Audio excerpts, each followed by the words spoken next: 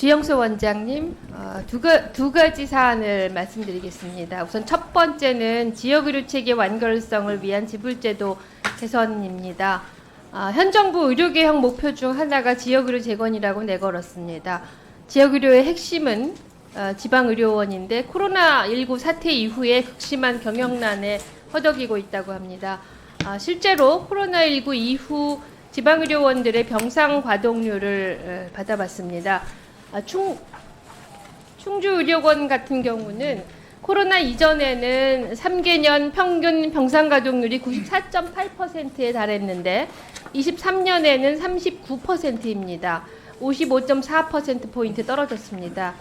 이렇게 코로나 전 대비 병상 가동률이 30%포인트 이상 떨어진 지방의료원이 전체 35개 중에서 약 19개 정도 됩니다.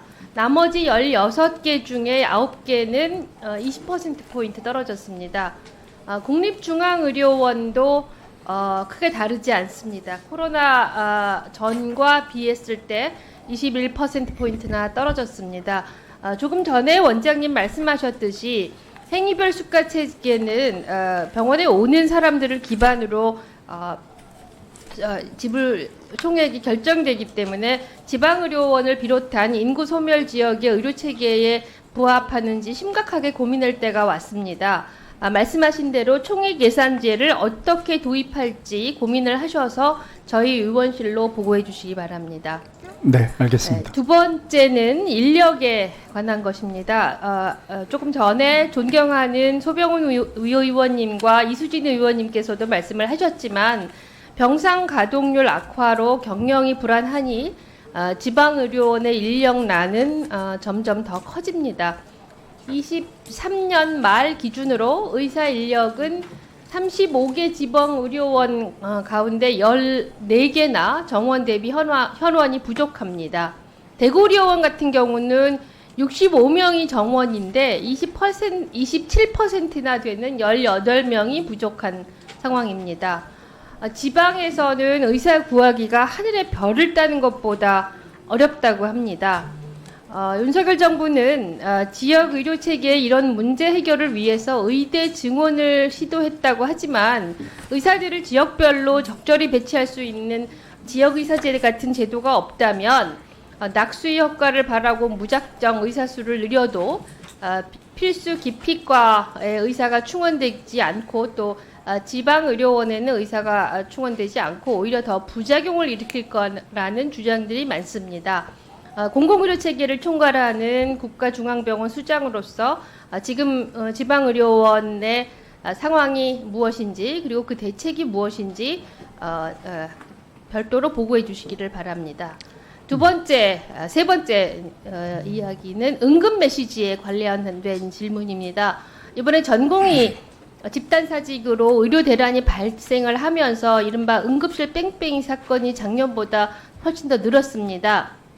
지난번 구로역 사고를 계기로 해서 저희 의원실에서 소방청 자료를 통해서 밝혔지만 올해 8월까지 119 재이송이 3,762건 발생을 했는데 이 중 전문의 부재로 인한 재이송은 약 40%에 해당합니다. 이 외에도 병상 부족이라든가 장비 고장 등 다양한 사유가 있었습니다. 국립중앙의료원의 응급의료센터에는 각 응급실에서 보내온 진료 제한 메시지들이 표출되고 있었습니다.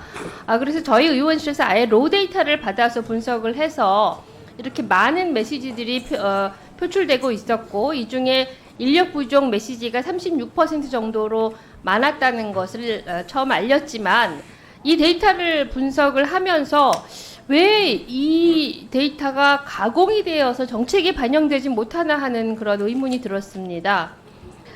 저희가 일부 발췌한 로 데이터를 보면 지역이나 요양기관 종별뿐만 아니라 메시지 타입, 질환명 이런 거 나름 상세하게 구분하려고 했지만 실제 가장 중요한 진료 제한 메시지의 성격이라든가 다시 말해서 이게 인력 부족인지 장비인지 병상 부족인지 명확히 구분되지 못하고 있었습니다.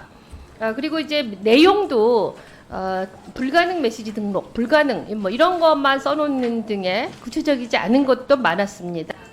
당장 의료 대란이 해결될 기미는 보이지 않지만 이런 데이터를 앞으로 어떻게 잘 가공해서 정책적으로 활용할지 별도로 말씀해 주시면 예. 뭐 차후에 저희가 지금 질의 주신 내용들을 정리해서 보고 드리도록 하겠습니다.